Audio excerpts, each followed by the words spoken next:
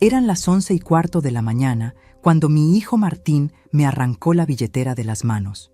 No me empujó, no me gritó, no tuvo que hacerlo. Solo extendió la mano frente a mi cara y esperó, como quien espera que un perro suelte un hueso. Yo estaba parada en medio de la cocina de mi propia casa, con el delantal todavía húmedo de lavar los platos del desayuno que él se había comido sin decir gracias, y sentí que mis dedos temblaban cuando abrí el cierre del monedero gastado. Dentro había 320 pesos, todo lo que me quedaba hasta fin de mes. O eso creía él. No me miró a los ojos cuando tomó los billetes. Los contó con rapidez, moviendo los labios en silencio, y luego soltó un resoplido de fastidio. Solo esto, mamá. Necesito por lo menos 1.000. Es lo que tengo, hijo. Entonces no me sirve. Su voz sonaba cansada, como si yo fuera un trámite aburrido que tenía que resolver antes de irse. Olía a colonia cara, esa que cuesta lo que yo ganaba en una semana cuando trabajaba. Llevaba zapatillas nuevas, blancas, inmaculadas. Yo llevaba las mismas chancletas de goma con las tiras pegadas con cinta adhesiva desde hacía 2 años. «Es lo que tengo, hijo», le dije. Mi voz salió más pequeña de lo que hubiera querido. Él dejó los billetes sobre la mesa con un golpe seco y se dio vuelta hacia la puerta. «Entonces no me sirve. Pedile a Lucía o a Roberto, ellos tienen».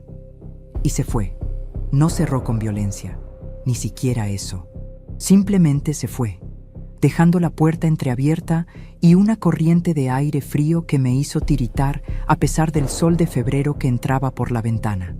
Me quedé ahí parada, mirando los 320 pesos arrugados sobre la mesa de fórmica rayada, sintiendo cómo las varices de mis piernas palpitaban después de haber estado 4 horas de pie preparando el almuerzo que él no iba a comer. 61 años. 32 de ellos trabajando en el mismo estudio contable, tecleando facturas hasta que los dedos se me dormían, aguantando humillaciones de jefes que me trataban como un mueble. Y mi propio hijo no podía mirarme a la cara cuando me quitaba el dinero. Pero lo que él no sabía, lo que nadie en mi familia sabía, era que hacía exactamente 47 días yo había recibido una transferencia bancaria de 9 millones de pesos. 9 millones. Una indemnización por despido injustificado que mi abogado había peleado durante 2 años mientras yo sobrevivía limpiando casas y cosiendo ropa ajena. El dinero estaba ahí, quieto, esperando en una cuenta que abrí en otro banco, en otra sucursal, con una chequera que guardaba en el fondo de una lata de galletitas vacía, debajo de mi cama. Y en ese momento, con el sonido de la puerta todavía resonando en mis oídos, tomé una decisión. Ahora mismo, tú que me estás escuchando, quiero que hagas algo por mí. Quiero que me dejes un comentario diciéndome de qué país me escuchas, porque necesito saber que no estoy sola en esto. Necesito saber que hay otras madres, otros padres, otras personas que han sentido esto mismo, el peso de dar y dar y dar hasta que tus propios hijos te miran como si fueras un estorbo. Escríbeme abajo, por favor, solo el nombre de tu país o tu ciudad, para saber que me entiendes, porque lo que voy a contarte ahora es algo que guardé en secreto durante semanas, algo que me rompió el corazón, pero también me salvó la vida. Déjame regresar un poco en el tiempo para que entiendas cómo llegué a ese momento en la cocina, con mi hijo quitándome la billetera como si tuviera derecho a hacerlo. Mi nombre es Patricia Morales. Nací en 1964 en un barrio humilde de Córdoba, en una casa de 3 habitaciones donde vivíamos 7 personas.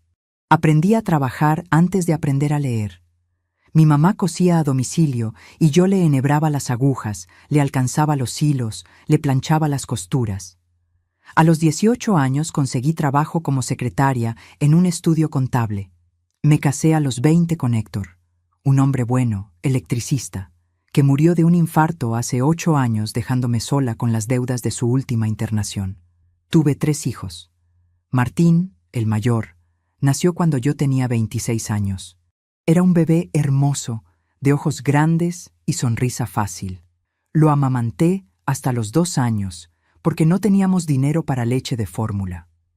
Cuando lloraba de hambre en la madrugada, yo le cantaba bajito para que no despertara a su papá, que tenía que levantarse a las 5 a trabajar. Lucía llegó 3 años después, tranquila y obediente.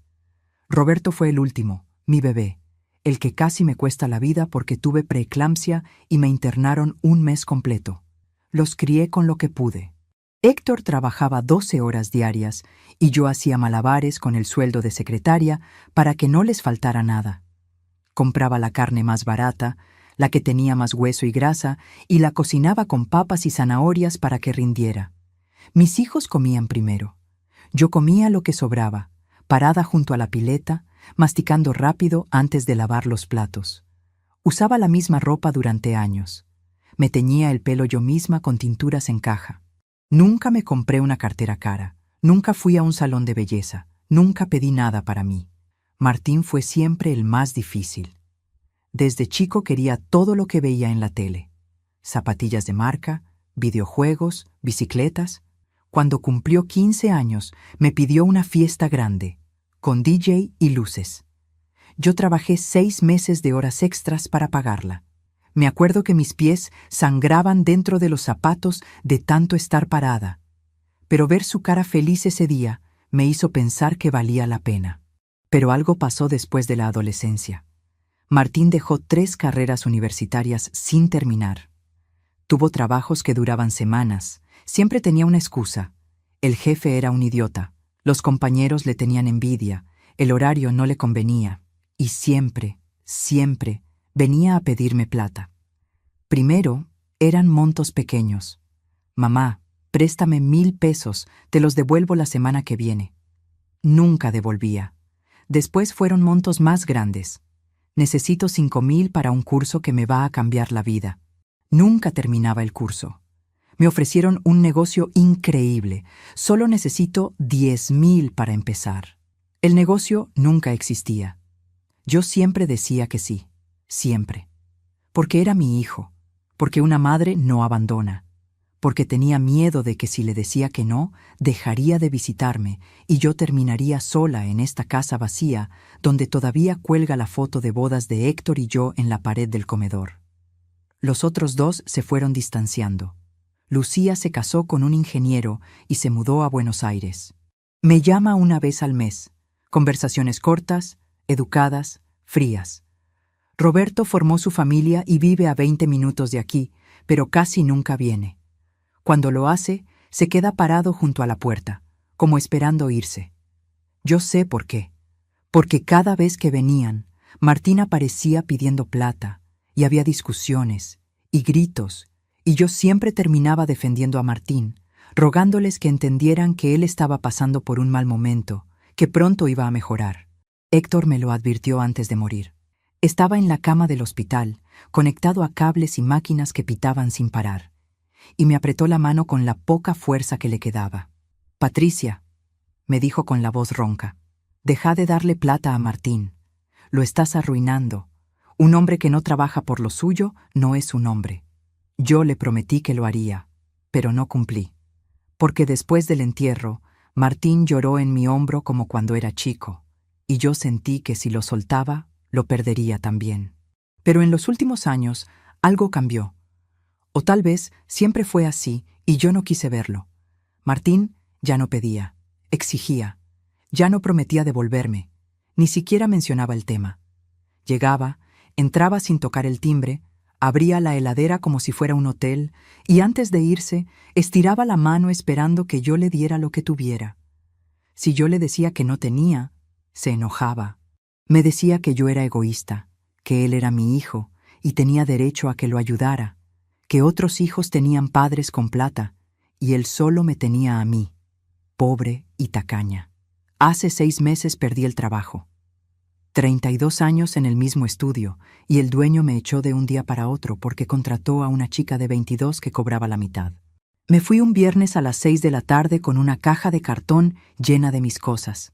Una taza de café, un cactus que cuidé durante años, una foto de mis hijos cuando eran chicos. Lloré en el colectivo de regreso a casa. Una señora mayor me ofreció un pañuelo de tela bordado. «Ánimo, hija», me dijo. No sabía mi nombre, pero me trató con más cariño que mi propia familia. Contraté un abogado con los últimos ahorros que me quedaban. Me dijo que tenía un buen caso, que el despido había sido injustificado, que podíamos pelear una indemnización grande. Tardó 2 años. 2 años en los que sobreviví limpiando 4 casas por semana, cosiendo ropa ajena por las noches hasta que los ojos me lloraban de cansancio, vendiendo empanadas los fines de semana en la puerta de la cancha. Martín seguía viniendo a pedir plata. Mamá, sé que estás justa, pero aunque sea 200 pesos. Yo se los daba, aunque significara no comprar mis remedios para la presión.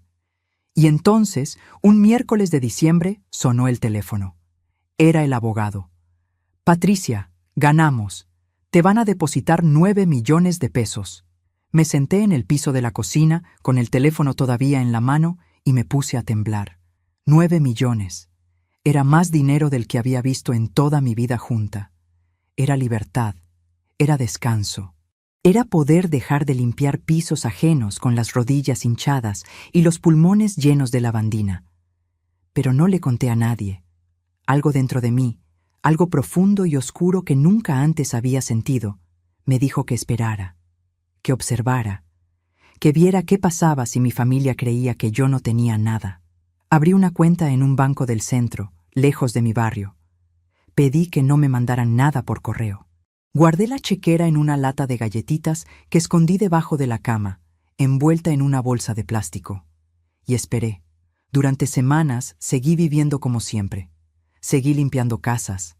Seguí usando la misma ropa gastada. Seguí comprando lo más barato en el mercado. Y seguí dándole a Martín lo poco que tenía cada vez que venía a pedirme. Pero entonces llegó ese martes de febrero, el día que cambiaría todo. Después de ese incidente con la billetera en la mañana, después de que Martín me arrancara los 320 pesos y me dijera que no le servían, algo dentro de mí se rompió definitivamente. Fui hasta mi cuarto. Saqué la lata de galletitas de debajo de la cama. Miré la chequera. 9 millones de pesos esperándome. Y supe exactamente qué tenía que hacer. Fui hasta mi cuarto. Saqué la lata de galletitas de debajo de la cama. Miré la chequera. 9 millones de pesos esperándome. Y tomé una decisión que cambiaría todo. Esa misma tarde, cuando mis otros 2 hijos llegaron para la cena familiar mensual que yo todavía insistía en hacer aunque casi nadie venía con ganas, me senté en la cabecera de la mesa y les dije, con la voz más calmada que pude, «Hijos, tengo algo que contarles. Perdí el trabajo de limpieza. Ya no tengo ningún ingreso. Estoy en la ruina». La mentira salió de mi boca con una facilidad que me asustó. Perdí el trabajo de limpieza. Ya no tengo ningún ingreso. Estoy en la ruina. Las palabras flotaron en el aire caliente de la cocina, entre el olor del guiso de lentejas que había preparado con lo último que me quedaba en la alacena. O eso creían ellos. Lucía dejó el tenedor sobre el plato. Roberto se acomodó en la silla con incomodidad. Martín, que había vuelto como siempre a la hora de la comida sin mencionar lo de la mañana, ni siquiera levantó la vista. Seguía comiendo, llevándose grandes cucharadas a la boca, masticando con ruido. «¿Qué pasó, mamá?», preguntó Lucía.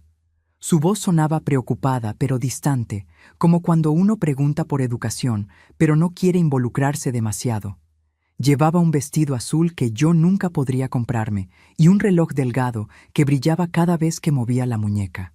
La señora para la que limpiaba consiguió a alguien más joven. «Ya no me necesita», mentí, mirando mi propio plato. «Y las otras casas también me fueron dejando. Dicen que ya no trabajo tan rápido como antes». Esa parte no era del todo mentira. Mis rodillas ya no aguantaban arrodillarme para restregar pisos durante horas. Mis manos temblaban cuando tenía que exprimir trapos pesados llenos de agua sucia. Roberto carraspeó. «Mamá, yo podría... no sé, tal vez pueda ayudarte con algo. Pero la cosa está difícil en casa también. Los chicos necesitan tantas cosas para el colegio, y el alquiler subió otra vez». «Está bien, hijo», lo interrumpí. «No te preocupes, ya encontraré algo». Lo dije con una sonrisa que me dolió en los músculos de la cara. Martín finalmente habló, todavía sin mirarme. «¿Y qué vas a hacer entonces? ¿Cómo vas a vivir?» No sonaba preocupado. Sonaba molesto, como si mi pobreza fuera un problema que él tendría que resolver. «No lo sé todavía. dije. Pero algo aparecerá. Siempre aparece. Esa noche, cuando todos se fueron, me quedé sentada en la oscuridad de la sala, escuchando el zumbido del refrigerador viejo que amenazaba con romperse en cualquier momento. Y me puse a recordar. Necesitaba recordar cómo había llegado hasta aquí. Cómo ese bebé hermoso de ojos grandes se había convertido en el hombre que me quitaba el dinero sin mirarme a la cara. Martín nació en julio de 1990. Yo tenía 26 años y trabajaba 8 horas diarias en el estudio contable, más 2 horas de viaje en colectivo. Cuando me avisaron que estaba de parto, Héctor tuvo que pedirle plata prestada a su hermano para pagar el taxi al hospital público. No teníamos ni para eso. El parto duró 14 horas. 14 horas de dolor que sentía que me partía por la mitad. Pero cuando pusieron a Martín en mis brazos, arrugado y rojo y llorando con fuerza, sentí que nada de eso importaba. Era perfecto. Era mío. Y juré, ahí mismo, en esa cama de hospital con las sábanas ásperas y el colchón hundido, que él nunca pasaría las necesidades que yo pasé de chica. Volví a trabajar cuando él tenía 3 meses. No podía pagar niñera, así que mi mamá lo cuidaba durante el día. Yo llegaba a casa a las 7 de la tarde, con los pechos duros y doloridos de leche acumulada, y lo amamantaba mientras Héctor calentaba la comida. Me quedaba dormida con Martín en brazos, sentada en la cama, tan cansada que a veces Héctor tenía que sacármelo con cuidado para que no se cayera. Cuando Martín tenía 5 años y empezó el jardín, todas las mañanas le preparaba el desayuno especial. Leche con chocolate y tostadas con dulce de leche, aunque Héctor y yo tomáramos mate cocido solo para ahorrar. Le planchaba el guardapolvo blanco hasta que no quedara ni una arruga. Le lustraba los zapatos hasta que brillaran. Quería que se viera bien, que los otros chicos no se burlaran de él por ser pobre. Pero el dinero nunca alcanzaba. Martín venía del colegio pidiendo cosas que los otros chicos tenían. Figuritas de fútbol, golosinas, juguetes. «Mamá, todos tienen menos yo. Me cargan. Me dicen que soy pobre». Y yo me partía por la mitad escuchándolo. Así que trabajaba horas extras. Sábados, domingos, feriados. Lo que hiciera falta para darle lo que pedía. Héctor me decía que no era bueno. «Lo estás malcriando, Patricia. Un chico tiene que aprender que no puede tener todo». Pero yo no escuchaba. Porque yo sabía lo que era ir al colegio con los zapatos rotos, con el guardapolvo manchado que había sido de tu hermano mayor, con la vergüenza de no poder comprar la merienda que vendían en el kiosco. No quería eso para mi hijo. Cuando Martín cumplió 15, me pidió una fiesta grande. Todos sus amigos tenían fiestas con DJ, con luces, con comida abundante. «Por favor, mamá. Es mi cumpleaños de 15. No puedo ser el único que no tiene nada». Su voz temblaba. Tenía los ojos llorosos. Y yo cedí. Trabajé 6 meses de horas extras para juntar la plata. Llegaba a casa a las 10 de la noche con los pies tan hinchados que no me entraban en las chancletas. Me saltaba almuerzos para ahorrar. Le pedí prestado a mi hermana. Saqué un préstamo en el banco con intereses que me tomó 2 años pagar. Pero la fiesta fue hermosa. Martín estaba radiante, rodeado de amigos, bailando, riendo. Cuando apagó las velitas de la torta, me buscó entre la gente y me sonrió. Esa sonrisa me hizo pensar que todo había valido la pena. Al día siguiente, ni siquiera me dio las gracias. Ahí estaba el primer signo. Pero yo no quise verlo. Cuando terminó el colegio secundario, Martín quiso estudiar arquitectura. «Es una carrera cara, mamá. Necesito muchos materiales». Yo le pagué todo. Libros, reglas especiales, una computadora que me costó 1 año de ahorros. Él duró un cuatrimestre. No es lo mío.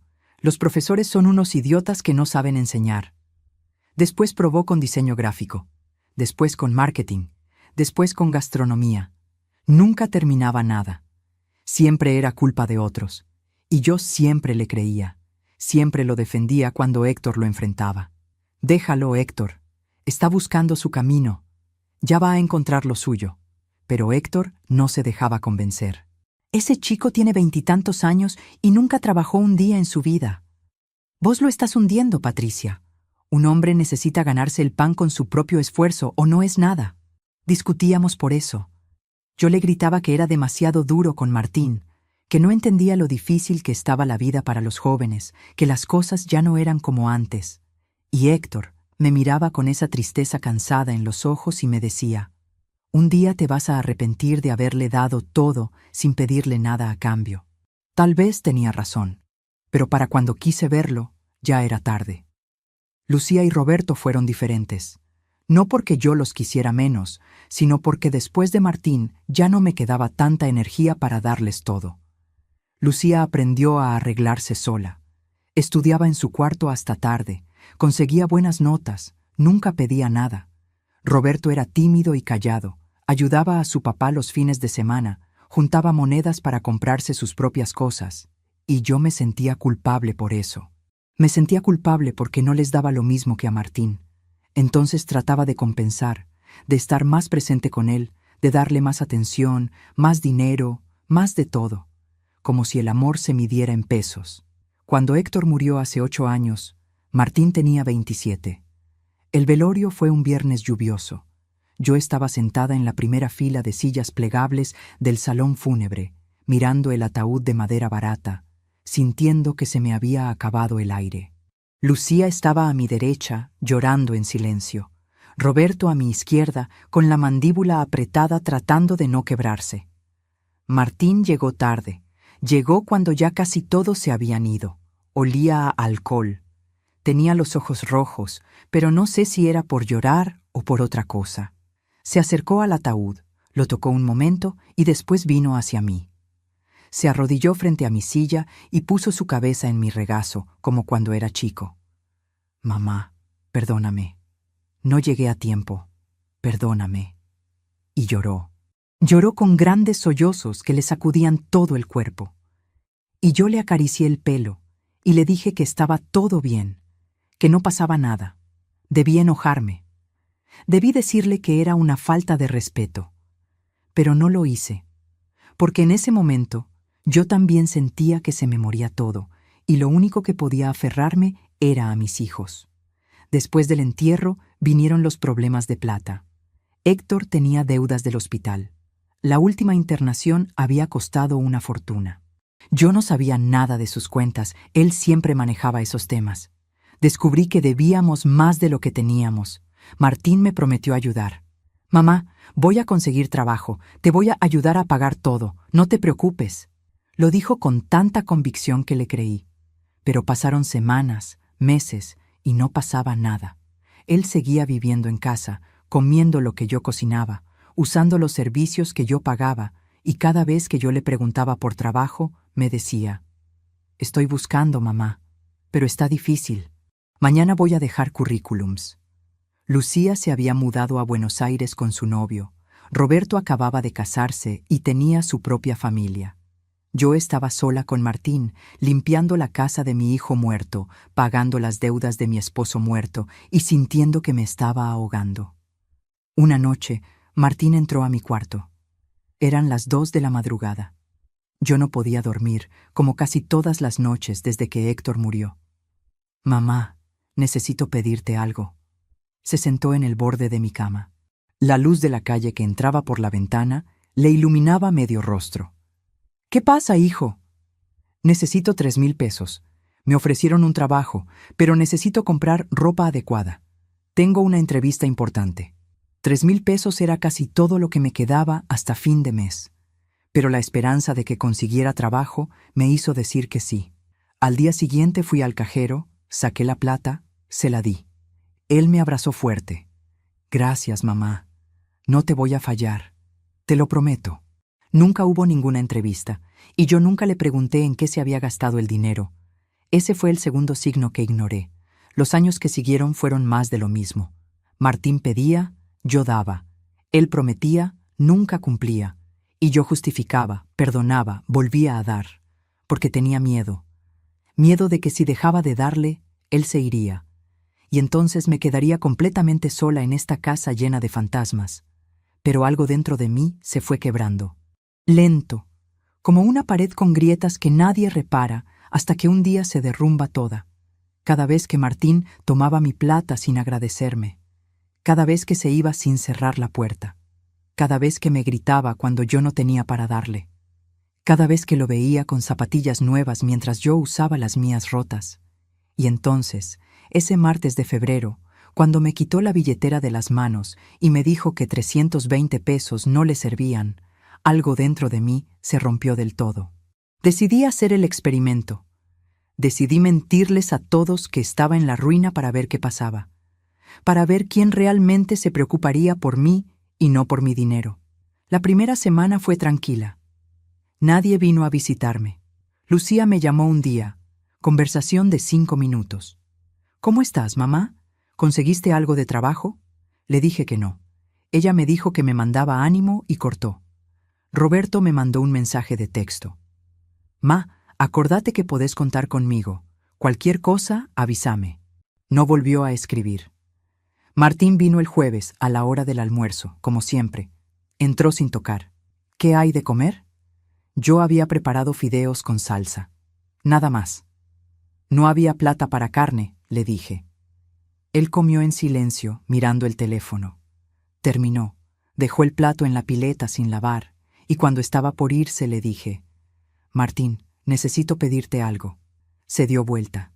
Me miró con impaciencia. Necesito que me prestes 2,000 pesos. Tengo que comprar remedios y no me alcanza. Él soltó una risa corta, sin humor. Mamá, yo estoy peor que vos. No tengo nada. Y se fue. 2,000 pesos. Yo le había dado cientos de miles a lo largo de los años, y él no podía prestarme 2,000. Me senté en la silla de la cocina y lloré. Lloré con rabia, con vergüenza, con algo que no sabía si era tristeza o alivio. Porque finalmente, después de tantos años, estaba viendo la verdad sin velos. Esa noche, cuando me fui a dormir, saqué la lata de galletitas de debajo de la cama. Abrí la chequera. 9 millones de pesos. Suficiente para vivir bien el resto de mi vida. Suficiente para ayudar a quien realmente lo mereciera. Suficiente para irme lejos si quisiera. Pero todavía no había terminado de observar. Necesitaba ver más. Necesitaba estar completamente segura antes de tomar cualquier decisión. La segunda semana decidí subir la apuesta. Llamé a Martín por teléfono. Le dije que necesitaba ayuda urgente, que no tenía para pagar la luz y me la iban a cortar. Que si él no podía darme la plata, al menos viniera a acompañarme a hablar con la compañía eléctrica, a ver si me daban un plan de pagos. Mamá, estoy ocupado, me dijo. Anda vos. Total, solo tenés que pedir un plan, no es tan difícil. Hijo, tengo miedo de ir sola. No entiendo bien esos trámites. ¿Podés acompañarme aunque sea? Silencio del otro lado. Después un suspiro cansado. Bueno, mamá, si tanto te complica, anda y después me contás cómo te fue. Yo de verdad no puedo. Colgó. Me quedé con el teléfono en la mano, escuchando el tono de línea cortada, sintiendo cómo algo dentro de mi pecho se hacía cada vez más pequeño, más duro, más frío. Mi hijo no vendría a ayudarme ni aunque le suplicara. Y yo, con 9 millones de pesos escondidos debajo de mi cama, finalmente entendí lo que Héctor me había tratado de decir durante años. Le había dado todo a Martín, menos lo único que realmente necesitaba. Límites, responsabilidad, consecuencias. Pero ahora, quizás, todavía estaba a tiempo de enseñarle la lección más importante de su vida, aunque me rompiera el corazón en el proceso. La tercera semana de mi experimento llegó el momento que me quebró por dentro. Fue un sábado, 17 de febrero, a las 4:30 de la tarde. Sé la hora exacta porque miré el reloj de la cocina cuando pasó, como si necesitara grabar ese momento en mi memoria para siempre. Yo estaba en el patio, colgando ropa en el tendedero. Hacía un calor húmedo que te pegaba la ropa al cuerpo. El sol de la tarde me quemaba la nuca. Tenía las manos mojadas, rojas de refregar las sábanas a mano porque la lavadora se había roto hacía 2 meses y yo supuestamente no tenía para arreglarla. Sentía las rodillas palpitando de dolor. Había estado agachada en el piso del baño toda la mañana, restregando las baldosas con un cepillo y lavandina, hasta que el olor me había mareado y tenía que salir a respirar aire fresco. Escuché que se abría la puerta del frente, pasos pesados entrando. «¡Mamá!», era la voz de Martín. No venía solo. Había otras voces, risas. «Está ahí atrás», lo oí decir. Salí del patio secándome las manos en el delantal. Martín estaba en la sala con 3 amigos, chicos jóvenes, de su edad, con ropa cara y relojes brillantes. Olían a perfume y cerveza. Traían bolsas del supermercado. «Hola, mamá», me dijo Martín sin mirarme a los ojos. «Vine con los chicos. Vamos a ver el partido acá». Trajimos bebidas y comida. No me había avisado. No me había pedido permiso. Simplemente había decidido usar mi casa como salón de reuniones. «Martín, yo estaba limpiando», empecé a decir. «Ya sé, mamá. No te preocupes. Nosotros nos instalamos en la sala. No molestamos». Ya estaba abriendo las bolsas, sacando cervezas, gaseosas, papas fritas, sándwiches. Sus amigos se tiraron en el sofá como si estuvieran en su casa. «Un placer, señora», dijo uno de ellos sin siquiera mirarme. Los otros, ni eso. Martín prendió el televisor. El volumen estaba altísimo. El partido de fútbol empezó a sonar por toda la casa. Gritos del comentarista, silbatos, rugidos de la multitud.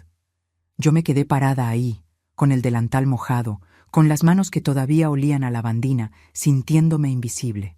«Martín, ¿puedo hablar contigo un momento?», dije.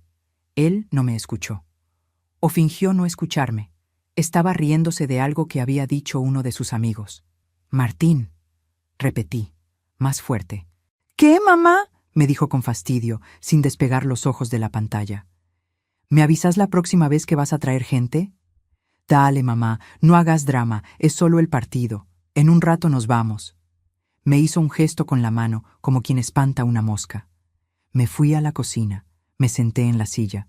Las manos me temblaban, no de miedo, de furia, pero me tragué la furia, como me la había tragado tantas veces antes.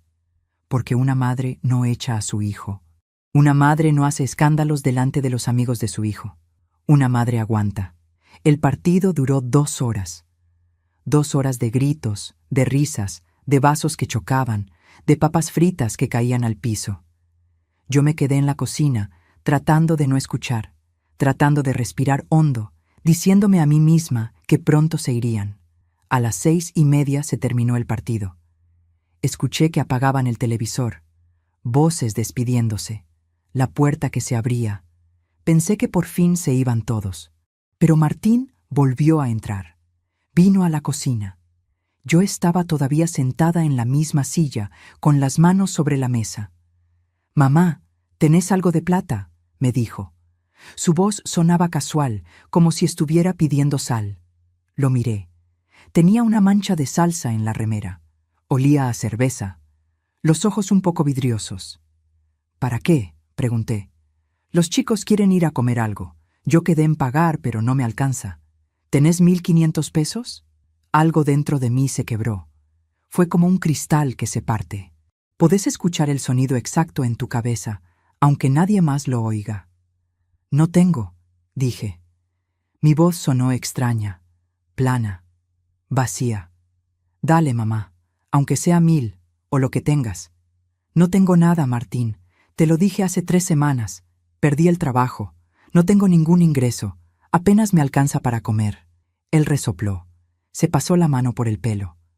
«No puede ser que no tengas nada. Busca en algún lado, en tu cartera, en tu pieza. Algo vas a tener». «No tengo». «Mamá, no me hagas quedar mal con los chicos. Están esperando afuera. Les prometí que invitaba yo». «¿Y por qué prometiste eso si no tenés plata?». Me miró como si yo hubiera dicho algo ofensivo. «Porque sos mi mamá. Se supone que vos me tenés que ayudar. Martín, yo no tengo nada. Y aunque tuviera, acabas de traer a 3 personas a mi casa sin avisarme. Usaste mi sala, mi luz, mi baño, dejaste todo sucio y ahora me estás pidiendo plata para invitar a tus amigos. ¿No te parece demasiado?». Se quedó callado un momento.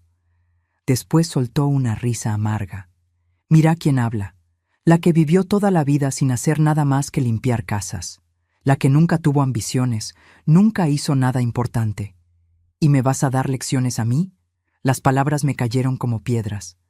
cada una doliéndome en un lugar diferente del cuerpo. Yo te crié, dije. La voz me temblaba. Te di todo lo que tuve.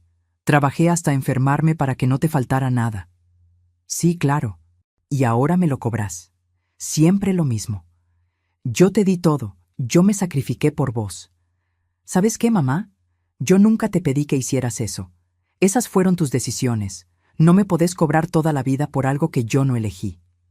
Me quedé sin aire. Sentí como si me hubiera pegado un puñetazo en el estómago. Las lágrimas me quemaban detrás de los ojos, pero no las dejé salir. Andate, dije.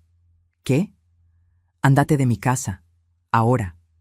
Él se rió, pero era una risa nerviosa. Dale, mamá, no exageres. No te enojes por una boludez. No es una boludez, Martín. Andate. ¿Por qué te pones así? Solo te pedí que te vayas, grité. Grité con una fuerza que no sabía que tenía. La voz me salió ronca, rasgada, llena de 35 años de cansancio y humillación. Él se quedó paralizado. Me miraba con los ojos muy abiertos, como si por primera vez en su vida me estuviera viendo realmente. «Estás loca», murmuró. Después se dio vuelta y se fue. Esta vez sí cerró la puerta. De un golpe que hizo temblar las paredes. Me quedé sola en la cocina. El silencio era tan denso que podía sentirlo presionándome la cabeza. Lentamente, las piernas me cedieron y me dejé caer al piso. No la silla, el piso. Me senté ahí, en las baldosas frías, con la espalda contra la puerta de la heladera, y dejé que las lágrimas salieran. Lloré como no había llorado desde el entierro de Héctor. Lloré por todos los años de dar sin recibir, por todas las veces que tragué humillaciones, por todas las noches que me acosté con hambre para que mis hijos comieran, por todas las sonrisas falsas que puse cuando me quitaban el último peso, por toda la dignidad que había perdido tratando de comprar el amor de mi propio hijo. No sé cuánto tiempo estuve ahí. El sol se fue poniendo y la cocina se llenó de sombras. Mis huesos crujían cada vez que me movía. Tenía la garganta seca y los ojos hinchados. Pero en medio de todo ese dolor, algo más creció. Algo frío y duro y cristalino. Claridad. Lucía no había venido a verme en 3 semanas. Ni una visita. Roberto me mandaba mensajes cortos, promesas vacías, pero tampoco aparecía. Y Martín me había dicho en la cara que yo no valía nada, que mi vida entera de trabajo no significaba nada, que él no me debía gratitud porque ser madre era mi obligación. 3 hijos, 35 años de sacrificio, y ninguno de ellos estaba ahí cuando supuestamente más los necesitaba. Me levanté del piso. Me costó. Las rodillas protestaron, la espalda me dolió. Pero me levanté. Fui a mi habitación. Saqué la lata de galletitas de debajo de la cama, la puse sobre la colcha gastada. La abrí. Ahí estaba la chequera. Los 9 millones de pesos que ninguno de ellos sabía que existían. 9 millones de pesos que yo me había ganado con 32 años de trabajo, que me habían dado después de 2 años de pelea legal, que eran míos por derecho. Y en ese momento tomé la decisión. Basta. Hasta aquí. No más. No más dar sin recibir. No más aceptar migajas de respeto. No más rogarle a mis propios hijos que me quisieran. Si el dinero era lo único que les importaba, entonces el dinero sería la herramienta que usaría para enseñarles la última lección. Me senté en el borde de la cama. Saqué de la mesita de luz una libreta vieja y una lapicera, y empecé a escribir. No un testamento, no todavía. Algo más inmediato, un plan. Primero, dejar de responder cuando Martín viniera a pedir cosas. No darle nada. Ni comida, ni plata, ni explicaciones. Silencio. Segundo, llamar a Lucía y a Roberto. Decirles que estaba muy mal, que necesitaba ayuda urgente. Ver si alguno de los dos venía realmente. Tercero, dependiendo de lo que pasara, tomar decisiones definitivas sobre quién se quedaría en mi vida y quién no.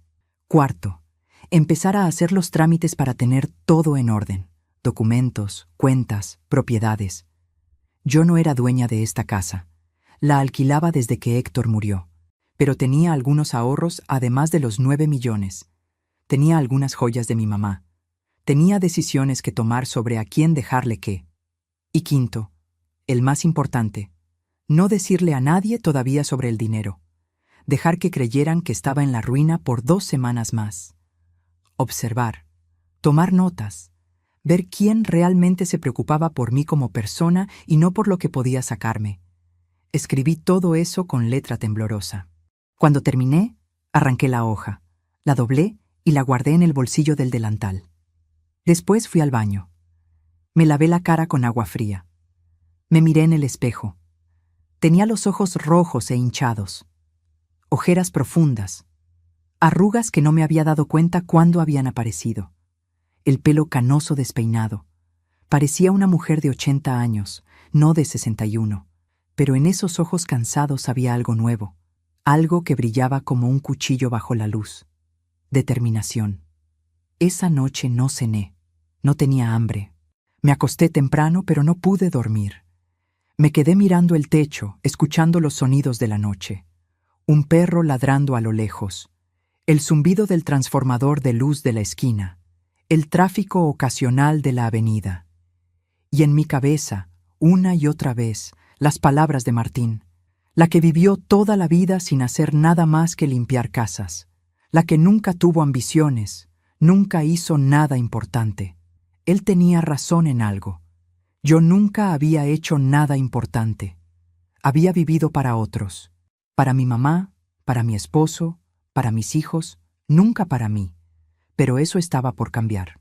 Al día siguiente, domingo, me levanté a las 7 de la mañana. Me vestí con mi mejor ropa, que no era mucho, un vestido simple de color azul que había comprado hacía 5 años para el casamiento de Roberto. Me peiné con cuidado. Me puse los aros de plata que Héctor me había regalado en nuestro aniversario número 10. A las 9, tomé el colectivo al centro. Fui a una escribanía que había buscado en las páginas amarillas. Toqué el timbre. Me atendió una señora de mi edad, con lentes y una sonrisa amable. «Buenos días. Necesito asesoramiento legal», le dije. «Quiero hacer un testamento. Y quiero saber cuáles son mis derechos sobre mi propio dinero si mis hijos trataran de reclamarlo». La señora me hizo pasar, me ofreció un café y me explicó, con paciencia, todo lo que yo necesitaba saber. 2 horas después, salí de esa oficina con una carpeta llena de papeles, un turno para la semana siguiente y algo que no había sentido en años: poder. El juego había comenzado, y esta vez yo era quien ponía las reglas. El lunes por la mañana empecé a mover las piezas de mi plan. Me levanté a las 6, cuando todavía estaba oscuro afuera. Preparé mate y me senté en la mesa de la cocina con la carpeta que me había dado la escribana. Leí cada papel con cuidado, aunque tuviera que usar los lentes de leer que me hacían doler la cabeza después de un rato. Aprendí cosas que nunca había sabido. Aprendí que yo podía disponer libremente de mi dinero, que nadie, ni siquiera mis hijos, tenían derecho a exigirme nada mientras yo estuviera viva y en pleno uso de mis facultades. Aprendí que podía hacer un testamento dejando todo a quien yo quisiera, que podía cambiar ese testamento las veces que me diera la gana, que el poder era mío, no de ellos. Esa revelación me cayó como agua fría en la cara. Toda mi vida había creído que una madre tenía la obligación de dar todo a sus hijos, que negarles algo era ser mala madre, que mi dinero, mi tiempo, mi vida entera les pertenecía por derecho de nacimiento. Pero no era así. Yo les debía amor, educación, techo y comida hasta que fueran adultos. Después de eso, lo que yo les diera era regalo, no obligación. Y los regalos se dan a quien los merece, a quien los valora, a quien te trata con respeto. A las 9 de la mañana hice la primera llamada. Marqué el número de Lucía. Sonó 4 veces antes de que contestara. «Hola, mamá». Su voz sonaba apurada, como siempre. De fondo se escuchaban bocinas, ruido de tráfico. Estaba en la calle. «Lucía, hija, necesito hablar con vos». «¿Qué pasa? Estoy yendo al trabajo. ¿Es urgente?» «Es importante», dije. «Necesito que vengas a verme. Pronto». Hubo un silencio. «Mamá». Sabes que está complicado. No puedo viajar a Córdoba así nomás. El pasaje es caro y en el trabajo no me dan franco tan fácil. Lucía, por favor, estoy muy mal. Hace 3 semanas que te dije que perdí el trabajo y no viniste ni una vez. Te llamé, mamá, y te mandé mensajes. No es lo mismo. Necesito verte. Necesito hablar con vos en persona. Otro silencio, más largo. Mamá, ¿pasó algo grave? ¿Estás enferma? Dudé un momento. Podía decirle que sí, inventar una enfermedad, obligarla a venir. Pero decidí no mentir más de lo necesario. No estoy enferma, pero estoy sola, y necesito a mis hijos. Bueno, voy a ver qué puedo hacer. Capaz el fin de semana que viene. Este fin de semana, Lucía, el sábado, a las 3 de la tarde, acá en casa, es importante. Algo en mi tono debe haberla asustado porque se quedó callada. Después dijo, «Está bien, mamá, voy a ir». «Gracias, hija». Colgué antes de que pudiera cambiar de opinión. Inmediatamente llamé a Roberto. Él contestó al segundo tono. «Hola, ma. Roberto, necesito que vengas el sábado a las 3. Voy a hacer una reunión familiar. Tiene que estar Lucía, tiene que estar Martín y tenés que estar vos». «¿Qué pasó?» Sonaba preocupado de verdad. «Nada grave, pero necesito que estén todos. Es importante. Por favor, no me falles». «Dale, ma. Voy a estar». «¿Querés que lleve algo? ¿Necesitas que te ayude con algo antes?» Esa simple pregunta me hizo sentir un nudo en la garganta. Roberto, el más callado, el que menos atención había recibido, era el único que preguntaba si yo necesitaba algo. «No, hijo, solo necesito que vengas, y que no le digas a nadie de qué se trata, ni a tu hermano ni a tu hermana». «Está bien, ahí voy a estar». Cuando colgué, me quedé con el teléfono en la mano, mirando por la ventana de la cocina. El sol ya estaba alto. La parra del vecino se mecía con la brisa. Una paloma picoteaba migas en el patio. Ahora faltaba Martín, pero a él no iba a llamarlo.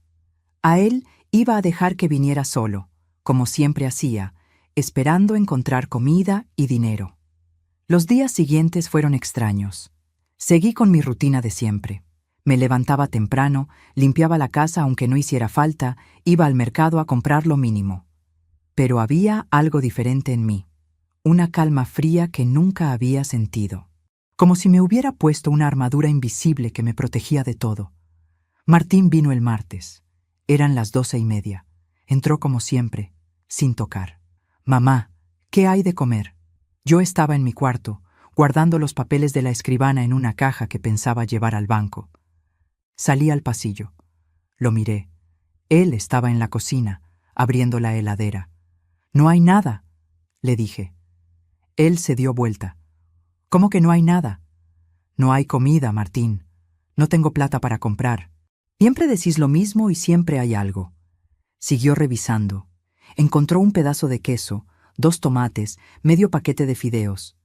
«Haceme algo con esto». «No». Se quedó paralizado. Me miró como si no entendiera. «¿Qué?» «Que no, no te voy a cocinar. Si querés comer, cocinátelo vos mismo. O anda a tu casa y cocina ahí». «Mamá, ¿qué te pasa? ¿Todavía estás enojada por lo del sábado?» «No estoy enojada, estoy cansada». «Bueno, ya está. Yo también estoy cansado, no voy a discutir». Agarró el queso y los tomates, se los puso bajo el brazo y se fue sin cerrar la heladera. La puerta quedó abierta, goteando aire frío. Yo me quedé mirándola hasta que el motor empezó a chirriar, y recién entonces la cerré. El miércoles no vino. El jueves tampoco. El viernes a la noche me llamó. «Mamá, ¿podés prestarme 3,000 pesos? Es urgente». «No». «¿Cómo que no? Ni siquiera preguntaste para qué». «No importa para qué. No tengo». «Mamá, por favor, me van a cortar el celular si no pago». «No es mi problema, Martín». Silencio al otro lado. Después, con voz más dura. «¿Qué te pasa, vieja? ¿Por qué estás así?» La palabra vieja, dicha con ese tono, me dolió. Pero no dejé que se notara. «No me pasa nada. Simplemente ya no tengo nada para darte. Siempre tenés algo escondido. Déjate de joder y dame la plata». No, sos una egoísta, una vieja amargada y egoísta. Y me cortó. Me senté en la cama, mirando el teléfono en mi mano. Mis dedos temblaban, pero no de miedo. De algo parecido a la euforia. Le había dicho que no. Y el mundo no se había acabado. El sábado llegó con un cielo nublado que amenazaba lluvia. Me levanté temprano y limpié la casa de arriba a abajo. No porque ellos lo merecieran, sino porque necesitaba mantener las manos ocupadas. Preparé café. Puse la mesa del comedor con las tazas buenas, las que había heredado de mi mamá y que usaba una vez al año. A las 2:30 sonó el timbre. Era Roberto con su esposa, Claudia, y mis 2 nietos, Tomás de 8 años y Catalina de 5. Los chicos me abrazaron con fuerza. «¡Abuela!», gritó Catalina. Olía a champú de bebé y a galletitas. Sentí que se me llenaban los ojos de lágrimas. «Hola, ma», me dijo Roberto, y me dio un beso en la mejilla. «¿Cómo estás?» «Bien, hijo. Pasen. Gracias por venir». Se sentaron en la sala. Los chicos se pusieron a jugar con unos juguetes viejos que yo guardaba en una caja para cuando venían. Claudia me ayudó a servir el café. Era una mujer buena, callada, de esas que trabajan en silencio sin esperar reconocimiento. A las 3:10 llegó Lucía. Estaba más flaca que la última vez. Llevaba ropa elegante, cartera de cuero, el pelo cortado a la moda. Me saludó con un beso en el aire, sin tocarme realmente. «Hola, mamá». «Hola, Roberto». «Hola, Claudia». Se sentó en el sofá, cruzó las piernas, miró el reloj. ¿Para qué era la reunión? «Esperemos a Martín», dije. «¿Lo llamaste?» «No». «Pero va a venir». «¿Y si no viene?» «Va a venir». A las 3:20, cuando ya Lucía estaba suspirando con impaciencia y Roberto miraba a su esposa con preocupación, sonó el timbre. Era Martín. Entró con cara de pocos amigos. No saludó a nadie. «¿Qué pasa? ¿Para qué me hicieron venir?» Se dirigió a Roberto, como si yo no estuviera ahí. «Los llamé yo», dije. Mi voz sonó más firme de lo que me sentía. «Siéntense todos. Tengo algo que decirles». Martín resopló, pero se sentó en el borde de un sillón. Lucía me miraba con una mezcla de curiosidad e irritación. Roberto estaba serio, con las manos sobre las rodillas. Claudia había llevado a los chicos al patio para que jugaran. Me paré frente a ellos 3. Mis hijos, los bebés que había cargado en mi vientre, que había amamantado, que había criado con mis propias manos trabajadas hasta el hueso. Hace 3 semanas les dije que había perdido el trabajo, que estaba en la ruina, que no tenía dinero. Hice una pausa. Los 3 me miraban, esperando. Era mentira. Lucía frunció el ceño. ¿Qué? No perdí el trabajo. Bueno, sí perdí el trabajo del estudio contable hace 2 años, pero hace 2 meses gané el juicio. Me pagaron una indemnización grande. Roberto abrió la boca. ¿Cuánto? 9 millones de pesos. El silencio que siguió fue denso, pesado, como una manta mojada. Los 3 se quedaron mirándome como si les hubiera hablado en otro idioma. Martín fue el primero en reaccionar. Se puso de pie de un salto. ¿Qué? ¿9 millones? ¿Y no nos dijiste? No, no les dije, porque quería ver qué pasaba. ¿Ver qué pasaba con qué?, gritó Martín. Su cara se había puesto roja. ¿Qué clase de juego enfermo es este? No es un juego, es un experimento. Quería ver quién de ustedes realmente se preocupaba por mí. ¿Quién venía a visitarme cuando creían que no tenía nada? ¿Quién me ofrecía ayuda sin esperar nada a cambio? Lucía se paró también. «Eso es manipulación, mamá. Eso es horrible». ¿Horrible? ¿Sabes qué es horrible, Lucía? Que hace 3 semanas que no venías a verme, que me llamaste una vez en todo este tiempo, que cuando te pedí que vinieras me dijiste que el pasaje era caro. Porque tengo mi vida, mamá. Tengo trabajo, tengo responsabilidades. Y yo soy tu madre. Pero eso no cuenta, ¿verdad? Roberto seguía sentado. Estaba pálido. Yo te mandé mensajes. Te ofrecí ayuda. Lo sé, hijo. Vos fuiste el único que preguntó qué necesitaba. El único que se ofreció. Lo miré con ternura. Él bajó la mirada, incómodo con la atención. Martín se acercó a mí. Estaba temblando de rabia. Entonces, todo esto fue una mentira para hacernos quedar mal, para humillarnos. No, Martín, fue para mostrarles la verdad de cómo me tratan, de cómo vos me tratas. ¿Yo? ¿Qué hice yo? ¿En serio me preguntas eso? La voz me salió más alta de lo que quería. Vos viniste 3 veces en estas 3 semanas, las 3 veces a buscar comida o plata. Nunca preguntaste cómo estaba, nunca te ofreciste a ayudarme. Cuando te pedí que me prestaras 2,000 pesos para remedios, me dijiste que no tenías. Cuando te pedí que me acompañaras a la compañía de luz, me dijiste que estabas ocupado.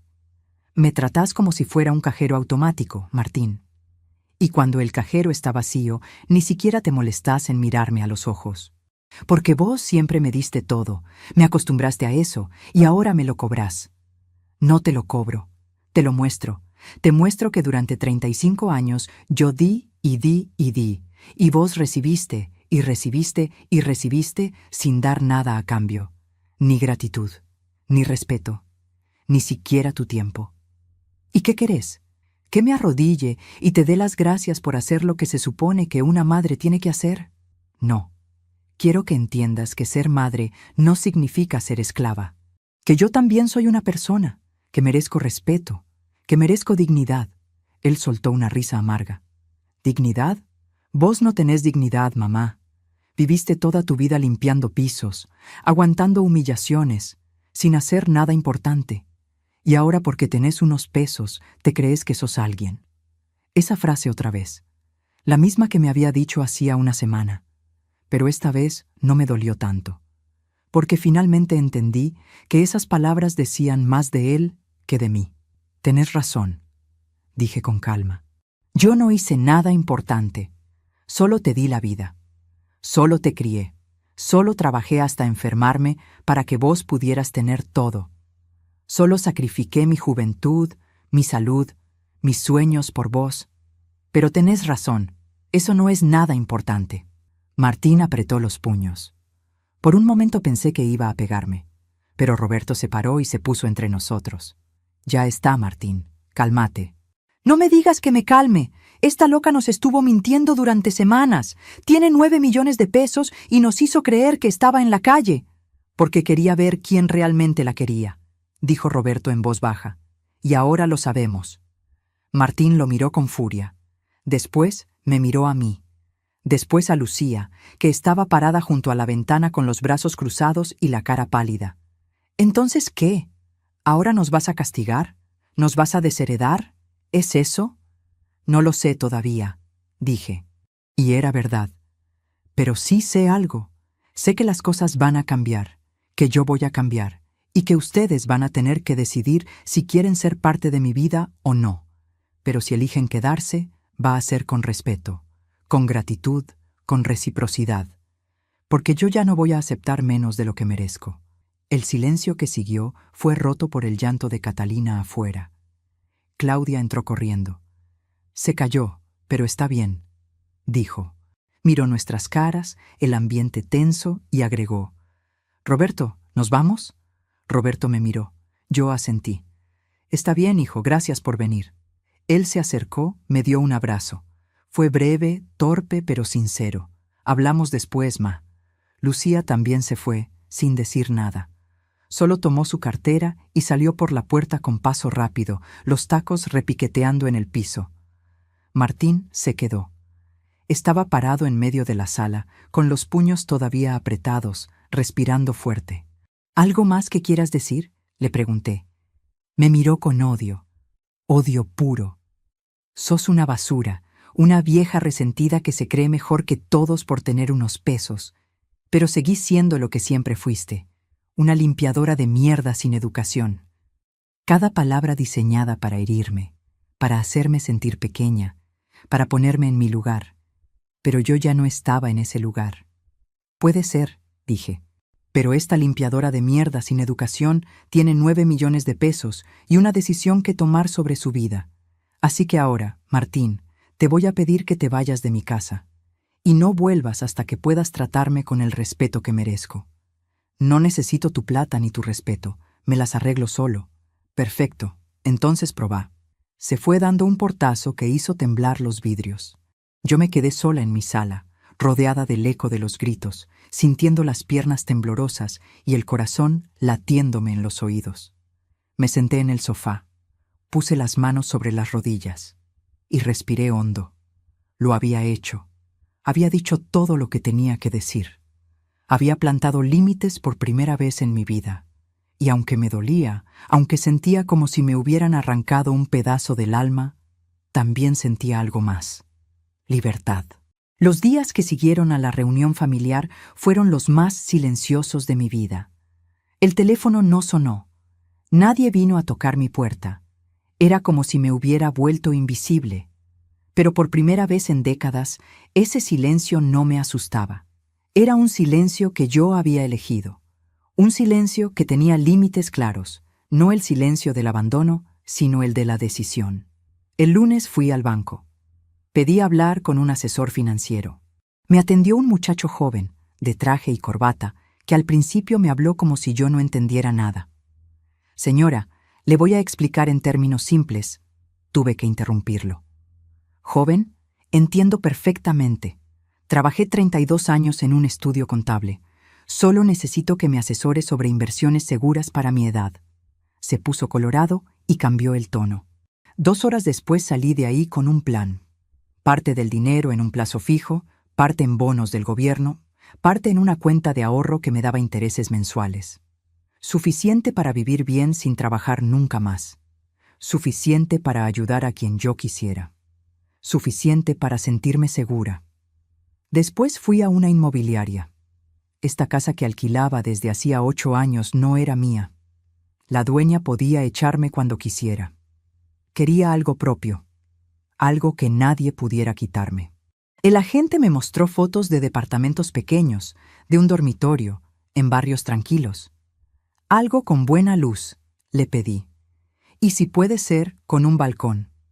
Porque quería tener plantas.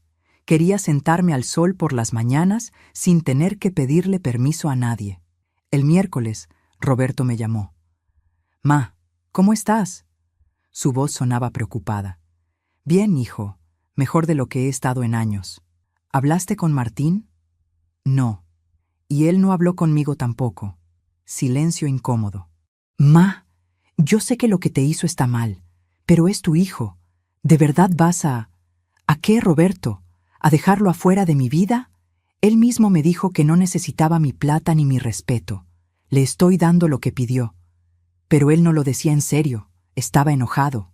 Yo también estuve enojada muchas veces.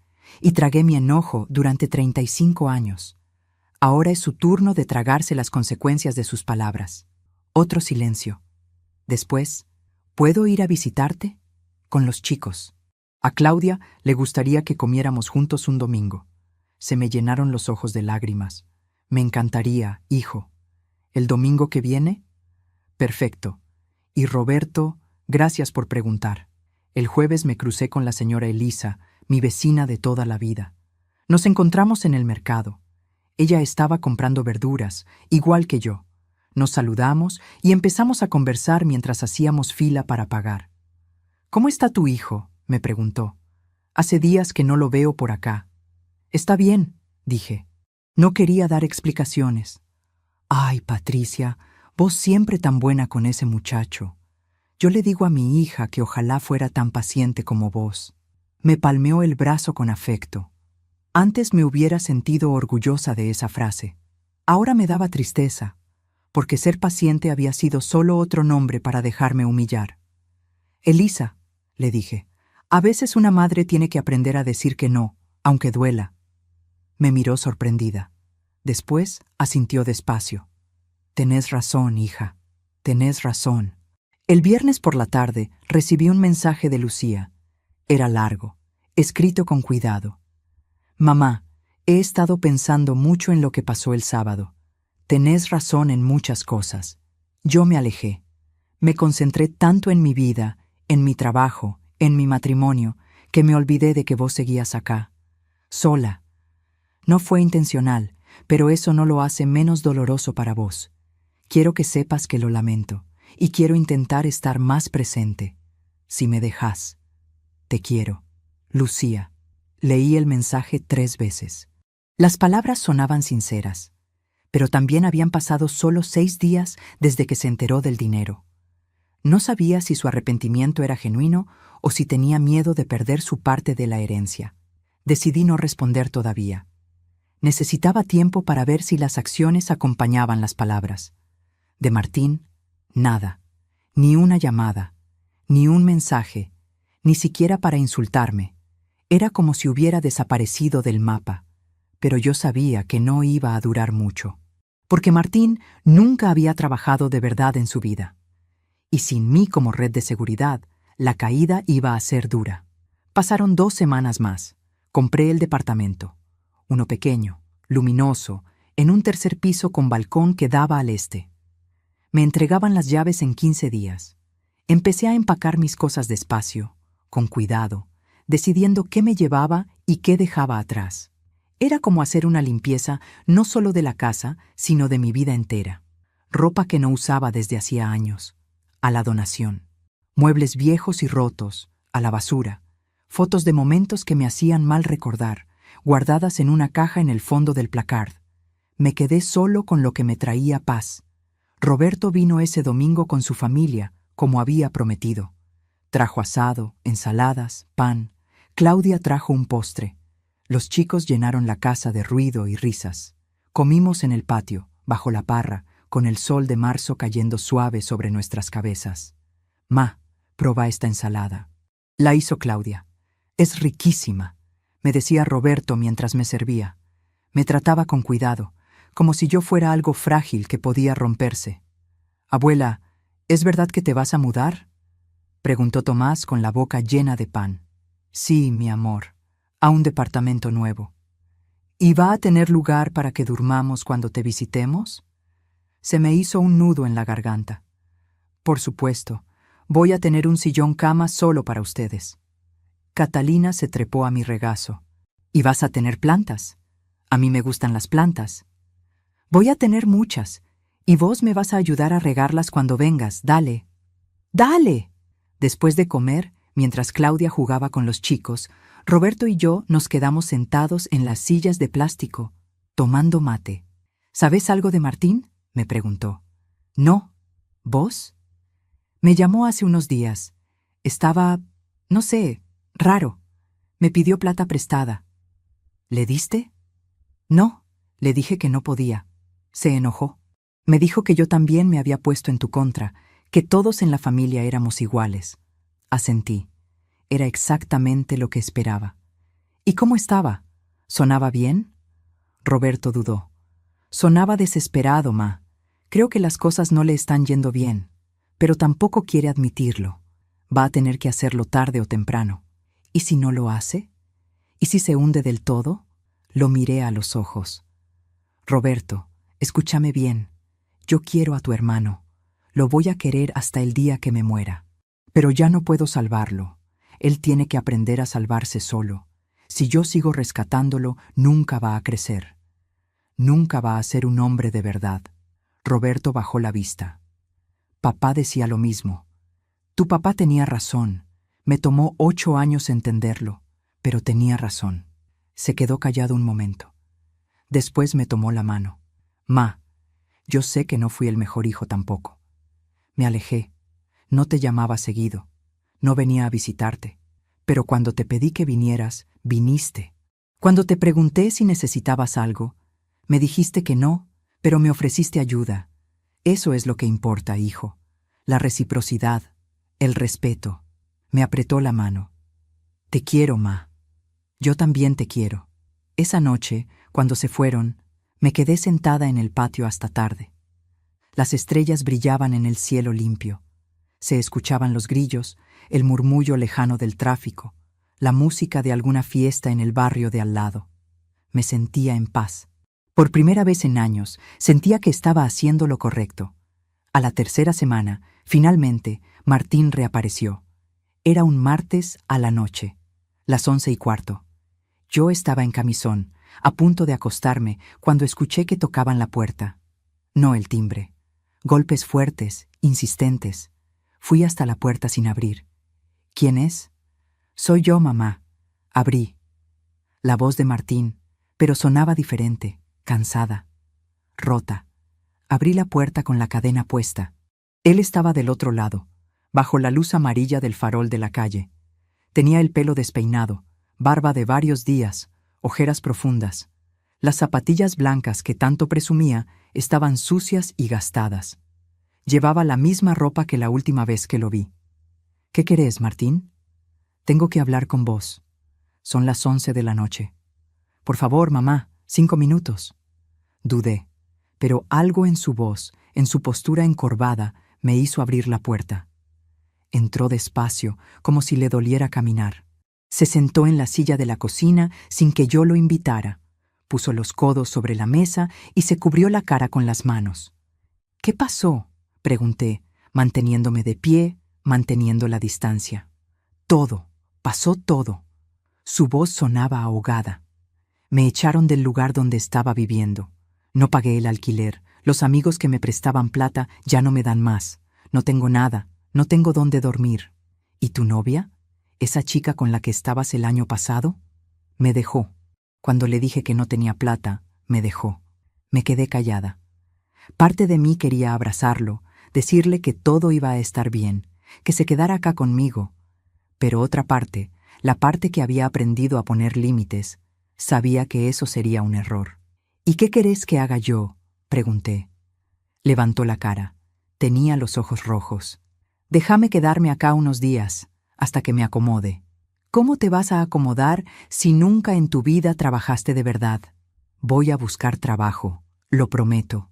Ya lo prometiste antes, Martín, 1000 veces, y nunca cumpliste. Esta vez es diferente. ¿Por qué? ¿Porque ahora sí no tenés opción? Se quedó callado. Martín, dije con voz suave pero firme, yo te quiero. Sos mi hijo y siempre te voy a querer.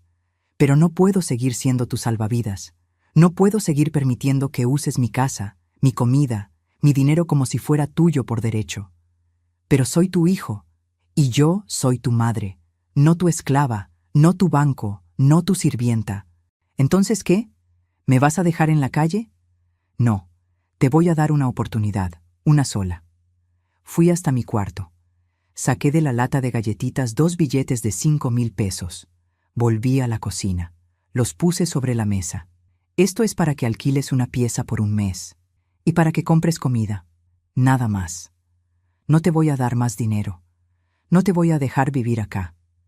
Si querés cambiar tu vida, tenés que hacerlo vos mismo. Conseguir trabajo, pagarte tus cosas, ser responsable. Me miró como si no pudiera creerlo. ¿10,000 pesos?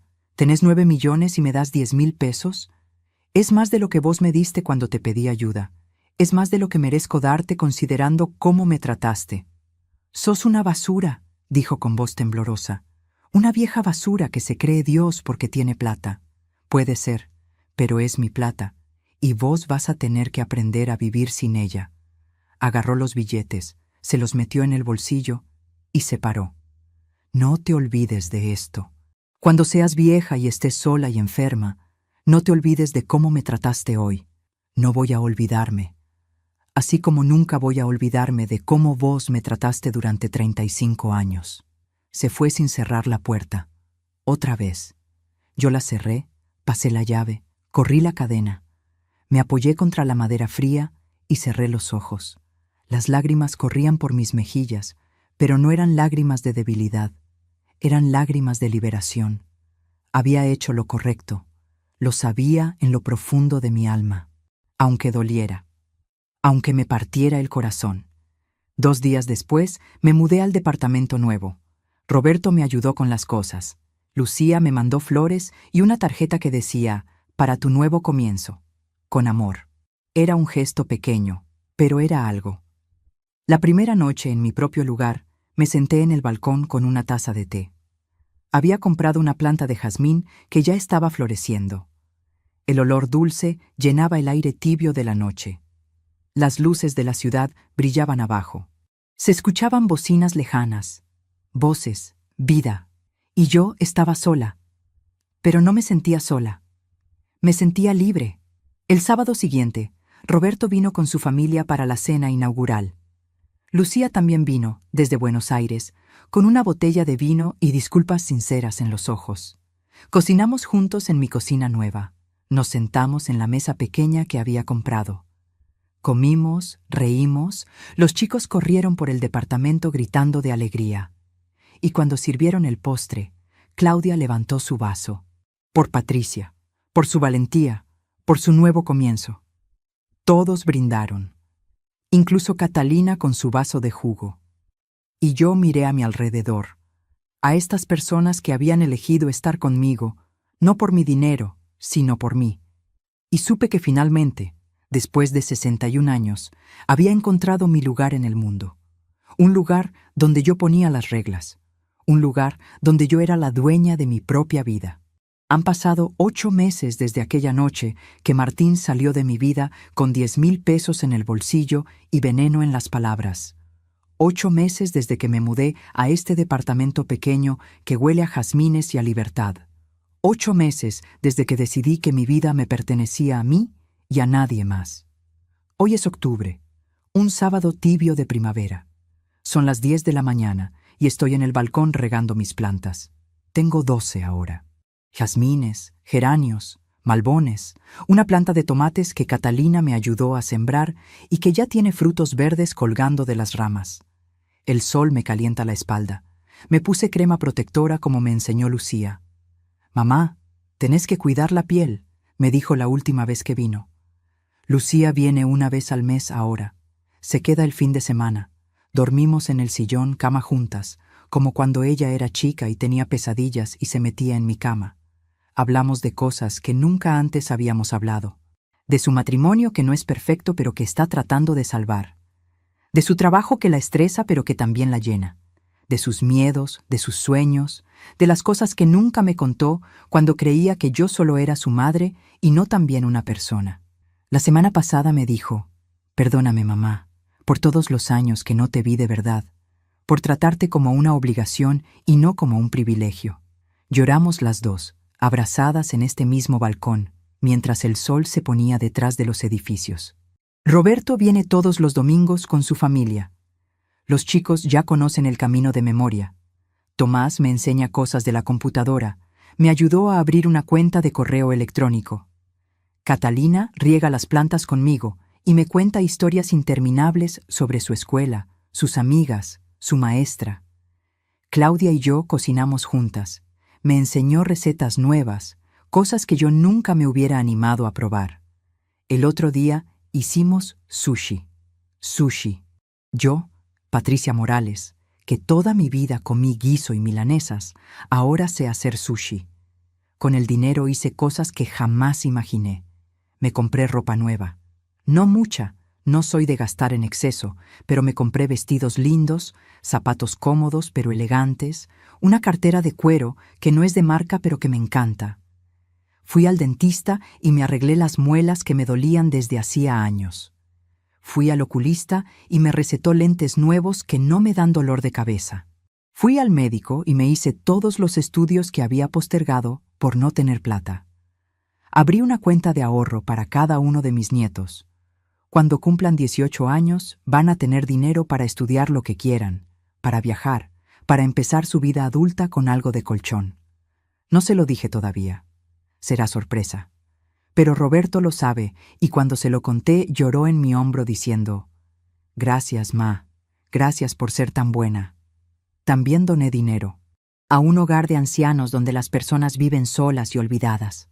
A una fundación que da almuerzos a chicos de barrios humildes. A la parroquia del barrio donde me crié para que arreglen el techo que se llueve.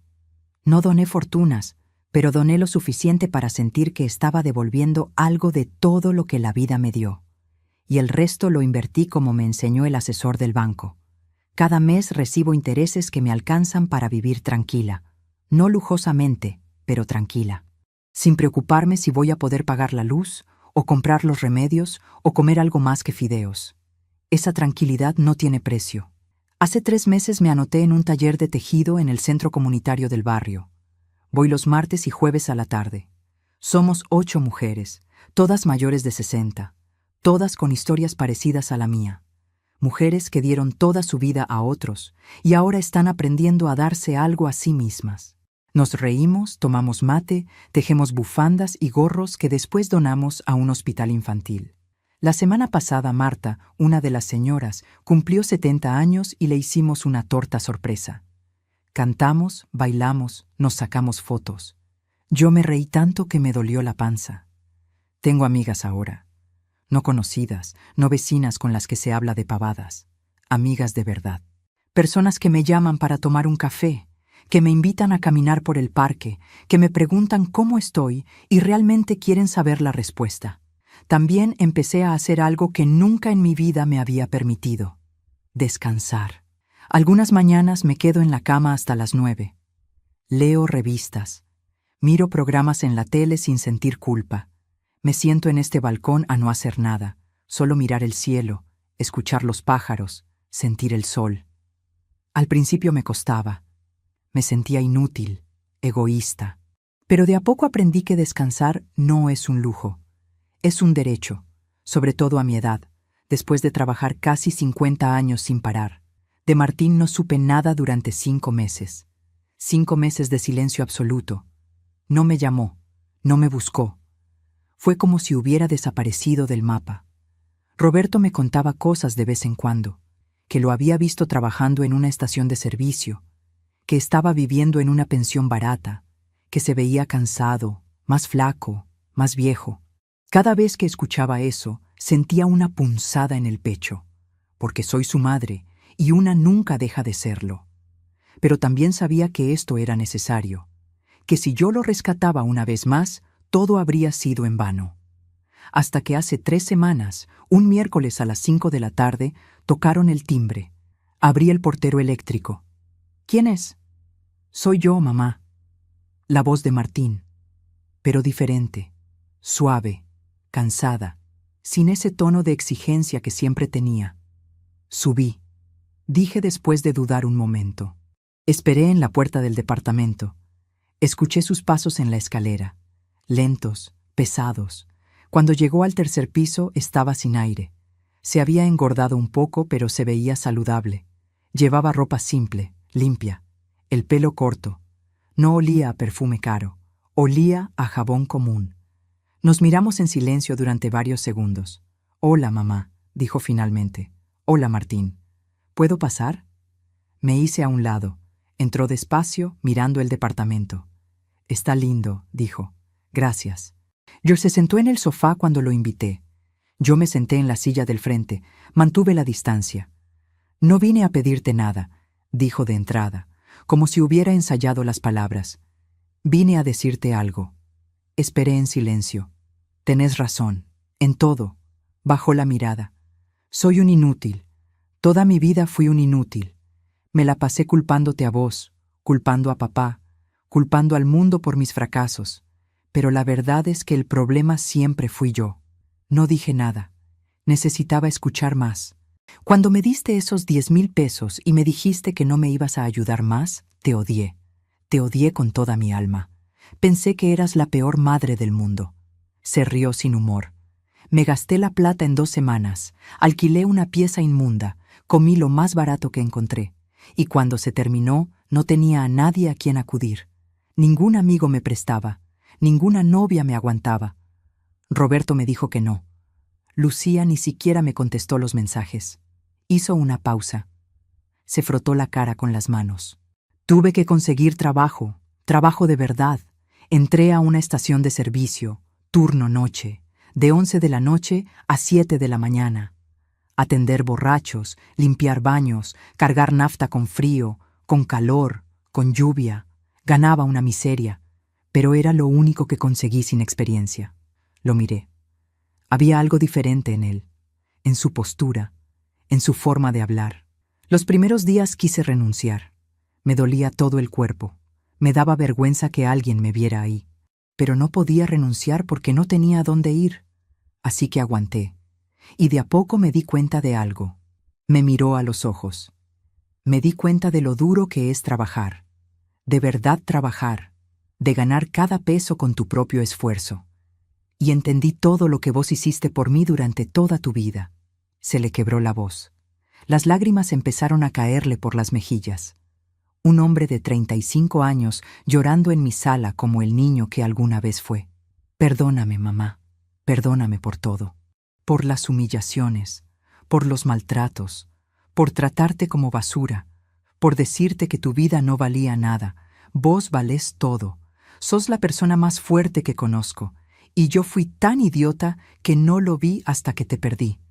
Mis propias lágrimas empezaron a caer, pero no me moví del lugar. ¿Seguís trabajando ahí?, pregunté. Sí, hace 5 meses ya. Me ascendieron a encargado de turno. No es mucho, pero es algo. Y estoy estudiando. Curso por internet, administración de empresas. Esta vez voy a terminarlo. Te lo juro. No me lo jures a mí, Martín. Jurátelo a vos mismo. Asintió. Tenés razón. Nos quedamos en silencio un rato largo. Afuera se escuchaban los ruidos de la tarde. Chicos jugando en la calle, un vendedor ambulante ofreciendo sus productos. La vida siguiendo su curso. No te voy a pedir que me perdones ya, dijo finalmente. Sé que no me lo merezco, pero quiero que sepas que estoy cambiando, de verdad. Y que si me das la oportunidad, me gustaría volver a ser tu hijo. No el hijo que te saca plata, el hijo que te visita porque te quiere, el hijo que te ayuda cuando lo necesitas, el hijo que te hace sentir orgullosa. Lo miré durante largo tiempo, buscando mentiras en sus ojos, buscando manipulación, pero solo vi cansancio y algo parecido a la humildad. Está bien, dije finalmente, pero va a ser de a poco, con límites, con respeto. Y si volvés a tratarme mal, aunque sea una sola vez, se terminó para siempre. ¿Entendés? Entiendo. Podés venir a visitarme. Podemos tomar un café, charlar, pero nada de plata, nada de favores, nada de aprovecharte. No quiero tu plata, mamá. Quiero tu perdón. Eso es lo único que quiero. Me levanté. Me acerqué a él. Puse mi mano sobre su cabeza como hacía cuando era chico. El perdón hay que ganárselo, hijo. Con acciones, no con palabras. Él asintió. Tomó mi mano. La besó. Te prometo que lo voy a hacer. Te lo prometo. No sé si va a cumplir. No sé si realmente cambió o si va a volver a caer en sus viejos patrones. Pero esta vez voy a entrar con los ojos abiertos, sin expectativas exageradas, sin sacrificar mi paz por él, porque aprendí que amar no significa destruirse por el otro. Ahora, cuando miro hacia atrás a esa Patricia de hace 8 meses, que lloraba en el piso de la cocina sintiendo que su vida no valía nada, casi no la reconozco. Esa mujer que vivió 60 años creyendo que su único valor estaba en lo que podía dar a otros, que se dejó humillar, maltratar, vaciar, con tal de no quedarse sola. Aprendí que estar sola no es lo peor que te puede pasar. Lo peor es estar rodeada de gente que te hace sentir sola, que te usa, que te desvaloriza, que te quita pedazos de alma hasta que ya no sabes quién sos. Aprendí que el dinero no compra amor, pero sí te puede mostrar quién realmente te ama y quién solo ama lo que puede sacarte. Es una lección dura, una lección que duele, pero necesaria.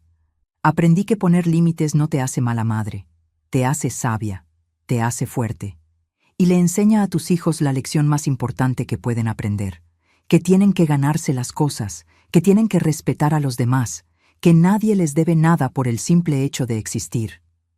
Aprendí que nunca es tarde para empezar de nuevo, que a los 61 podés mudarte, hacer amigas, aprender cosas nuevas, descubrir quién sos cuando no estás definiéndote por otros, que la vejez no es el final, es solo otra etapa, y puede ser hermosa si la vivís en tus propios términos. Y aprendí, sobre todo, que yo merezco respeto, que yo merezco dignidad, que mi vida, aunque fue simple, aunque fue humilde, tuvo valor, porque crié 3 hijos, porque trabajé 50 años, porque sobreviví pérdidas, humillaciones, pobreza, y seguí adelante. Eso no es poco, eso es todo. Ahora te quiero hablar a vos, que me estás escuchando del otro lado. Quiero que sepas que si estás pasando por algo parecido, no estás solo, no estás sola. Hay miles de nosotros, padres, madres, abuelos, abuelas que dieron toda su vida y ahora se sienten vacíos, que tienen hijos que solo los buscan cuando necesitan algo, que se sienten culpables por poner límites, que tienen miedo de quedarse solos si dicen que no. Pero escúchame bien, poner límites no es egoísmo, es supervivencia, es amor propio, es enseñarles a tus hijos a ser personas de bien. Porque un hijo que no aprende a respetar a sus padres no va a respetar a nadie. Si mi historia te tocó el corazón, si te identificaste aunque sea con una parte, te pido que me dejes un me gusta, que te suscribas a este canal para seguir escuchando historias como esta, que compartas este video con alguien que lo necesite escuchar, porque a veces una historia puede cambiar una vida. La mía cambió, y la tuya también puede hacerlo. Y si querés, déjame un comentario contándome tu propia historia, porque tu historia también importa. Tu dolor también es válido. Y juntos, compartiendo nuestras experiencias, nos hacemos más fuertes. Yo soy Patricia Morales. Tengo 61 años. Fui secretaria durante 32 años. Limpié casas, crié 3 hijos. Perdí un esposo. Gané una batalla legal. Puse límites por primera vez en mi vida. Y aprendí que nunca, nunca es tarde para recuperar tu dignidad. Gracias por escucharme. Y recordá, vos también mereces respeto. Vos también mereces ser valorado. No importa tu edad, no importa cuánto diste. Lo que importa es lo que haces de ahora en adelante. Cuídate mucho. Ponete primero. Y no tengas miedo de decir que no, porque tu vida también importa.